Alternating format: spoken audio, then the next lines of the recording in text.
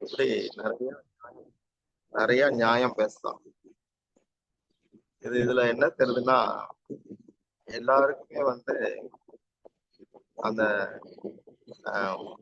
மேற்கோள் காட்டுறது பிடிக்குது, சாஸ்திரம் பேசுறதெல்லாம் பிடிக்குது.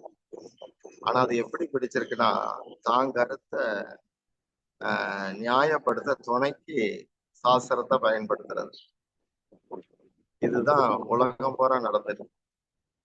எல்லாரும் அவங்கவுங்க இஷ்டத்துக்கு ஒரு வாழ்க்கையை வாழ வேண்டியது, அது நியாயம்னு சொல்ல சாஸ்திரத்தை துணைக்கு எடுத்துட்டு வர வேண்டியது. அப்போ ஒரு பொய் தான் அங்க இருக்கு. அதனாலதான் கிருஷ்ணர் அவனை பார்த்து சிரிக்காரு. அவனை பார்த்து கூட சிரிக்கல, அவனுடைய கருத்துக்கள், அவனுடைய தன்மை, அந்த இதெல்லாம் பார்த்துட்டு சிரிக்காரு. சிரிச்சுட்டு என்ன சொல்றார், எப்பவுமே சாஸ்திரங்கள் பேசுறவன் மூடனா இருப்பான் அப்படிங்கிற மாதிரி அர்த்தத்துல நீ பெரிய பண்டிதன் மாதிரி பேசுற அப்படிங்கிறார், மூடன்னு சொல்லாம. அதனால இதுல அர்த்தம் என்னன்னா, கடவுள்கிட்ட தன்னை ஒப்படைச்சிடணும்.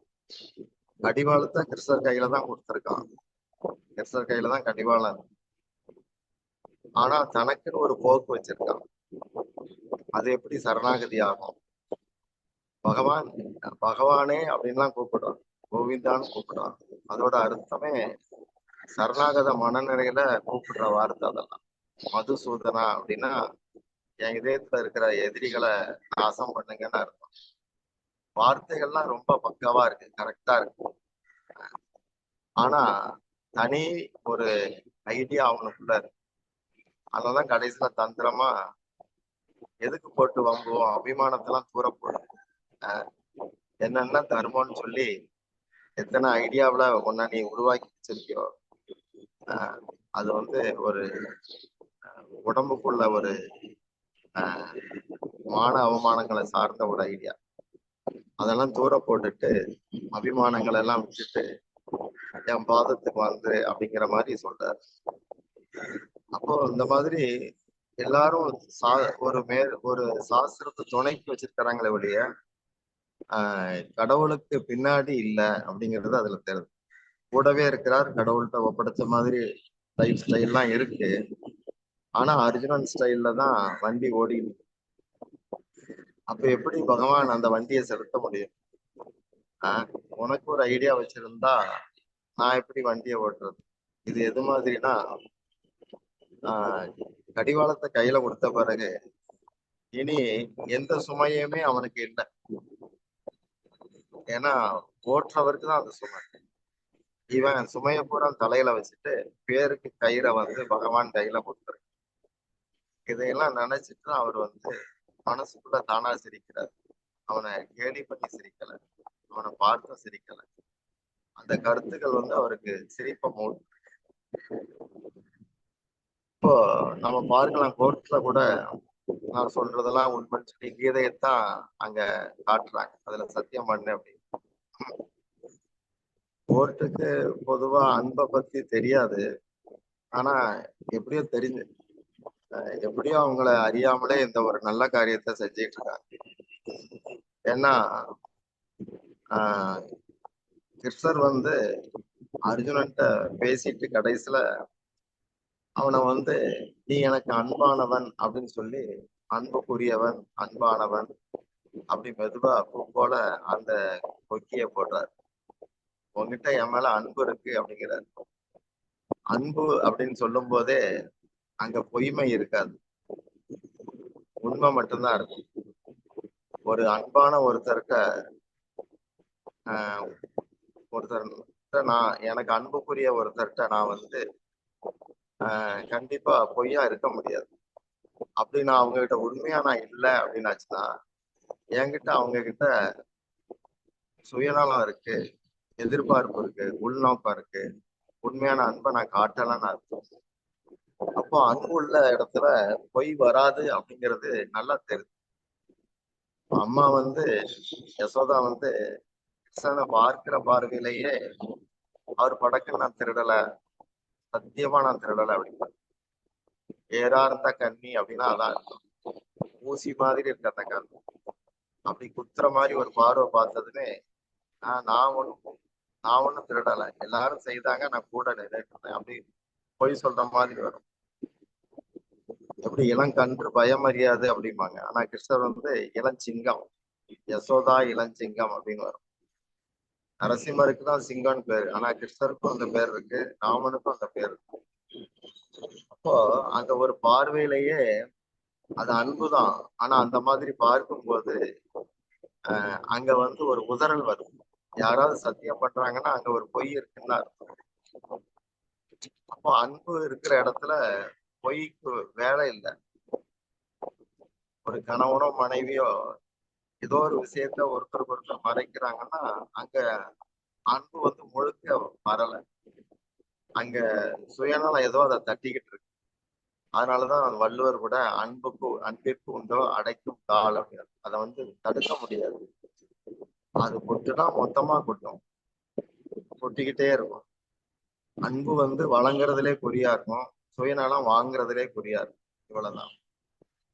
அப்போ இந்த விஷயம் எப்படியோ தெரிஞ்சிருக்கிறதுனாலதான் ஒரு குற்றவாளியை வந்து அந்த கீதையை காட்டும் போது அவனுக்கு கிருஷ்ணருடைய அந்த இது ஏதாவது ஒரு சம்பவம் நினைவுக்கு வந்துச்சுன்னா வாய் தவறியாவது அவன் பொய்ய கூட தடுமாறிதான் சொல்ல முடியும்.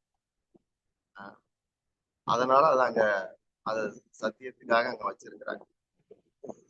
இந்த மாதிரி ஒரு அன்புக்கு ஆட்பட்டவனா அவனுடைய முன்னோர் பெரியவங்களை எல்லாம் கிருஷ்ணர் அந்த பேர்களை எல்லாம் சொல்லி அவனை வந்து நீங்க உங்ககிட்ட எவ்வளவு அன்பு இருக்கு தெரியுமா என் மேல அப்படிங்கிற மாதிரி கொண்டு வந்துட்டா அதுக்கப்புறம் அங்க வந்து பொய்மை இருக்காது அப்படிங்கிற மாதிரி கொண்டு போறாரு. அது வந்து அன்பின் நாடி அப்படிம்பாங்க. இன்னைக்கெல்லாம் மதம் மாத்திரம்லாம் அதுதானே செய்யறாங்க. ஆஸ்பத்திரிக்கும் எங்கேயோ போயாச்சுன்னா ஒரு ஆறுதலா போய் 4 வார்த்தை சொன்னதும் அவங்க ஆகா இதுக்காகவே ஏங்குறாங்க எல்லாரும். ஒருத்தர் பக்தி பாதைக்கு வந்த பிறகு அவங்க கிட்ட எக்கச்சக்கமான ஆறுதல் சப்ளை ஆகும், வெளியே போகணும். பக்தி பாதைக்கு வந்த பிறகு இதுதான் வந்து மகாபிரபு கொடுத்த ஒரு பாடம். தெய்வீக அன்பு அப்படிங்கிறது ரொம்ப வசதி. பௌதிக அன்பு அது சகஜமா ஒரு குருவிக்கு கூட இருக்கும். குருவி கூட அதோட பிள்ளைகளை கொஞ்சுது, பறவைகள்லாம் கொஞ்சுது, நாய் கொஞ்சுது, பசுமாடு கொஞ்சுது, அதெல்லாம் சகஜமானது பௌதிக அன்பு. அதுக்கே வாத்சல்யம் தான் பேர், வாத்சல்ய அன்புன்னு பேர். ஆனா நாம வந்து இறைவன் எந்த அளவுக்கு இறைவனுக்கு நாம கடன்பட்டு இருக்கிறோம். காற்று ஃப்ரீயா இருக்கு, வெளிச்சம் ஃப்ரீயா இருக்கு, சூரியன் இருக்கு, உலகம் பூரா விஞ்ஞானிகள் கூட்டம் இருக்கலாம். அவ்வளவு வரையும் மொத்தமா திரட்டி லட்சக்கணக்கில் இருப்பாங்க. அவ்வளவு வரையும் ஒரு சவால் விடலாம், ஒரே ஒரு மண்ணு பார்க்கலாம், செய்ய முடியாது. ஒரு சின்ன உயிரை உருவாக்க முடியாது. ஆனா மாடு சாணி போட்டு அதுல இருந்து எத்தனையோ உயிர்கள் வரும், அதுல உற்பத்தி ஆகுது. அப்ப இறைவன்கிட்ட தான் உண்மை இருக்கு. இறைவன் வந்து அன்பாலதான் இந்த சிருஷ்டியை உண்டாக்கி இருக்கிறார். இந்த சிருஷ்டியில இருக்கிற ஒண்ணுக்குள்ளேயும் அன்பு மறைஞ்சிருக்கு, அது நமக்கு தெரியல. காரணம் என்னன்னா நான் கண்ணாடியை பார்க்கும் போது நான் மூஞ்சிய சுழிச்சுட்டு பார்த்தா கண்ணாடி மேல ஒரு ஃபால்ட் வந்து, இதே மாதிரி நமக்குள்ள பரபரப்பு, ஒரு அவசரம், ஆத்திரம், அது இது பல உணர்வுகளோட நாம உலகத்துல இருக்கிறதுனால நமக்கு அந்த அன்பின் மகத்துவம் நமக்குள்ள கிரகிக்கப்படாம இருக்கு. சைதன்ய மகாபிரபு ஒன்லி அந்த அன்பு, அதை தவிர வேற எதையும் பண்ணாதீங்க. நீங்க ஜெபம் பண்ணா அன்போட பண்ணுங்க. எங்கள்ல ஒரு பக்தர் இருக்கிறாங்க, அவங்க ஜெபம் பண்றதை கேட்கறதுக்கே அவ்வளவு ஆசையா இருக்கு. அந்த ஜெபத்திலே ஒரு வாத்சல்ய அன்பு, அதை பதிஞ்சு வச்சிருக்கிறேன். அப்படி அன்போட ஜெபம் பண்ணுங்க, அன்போட சமைங்க, அன்போடவே பிரத்தியார்த்த நடந்துக்கங்க. இப்படி எல்லாம் இருந்தாச்சுன்னா மகாபிரபு சொன்ன அந்த மார்க்கத்துல நாம இருந்துட்டா ஐநா சபையெல்லாம் தூக்கி தூர போட்டுடலாம்.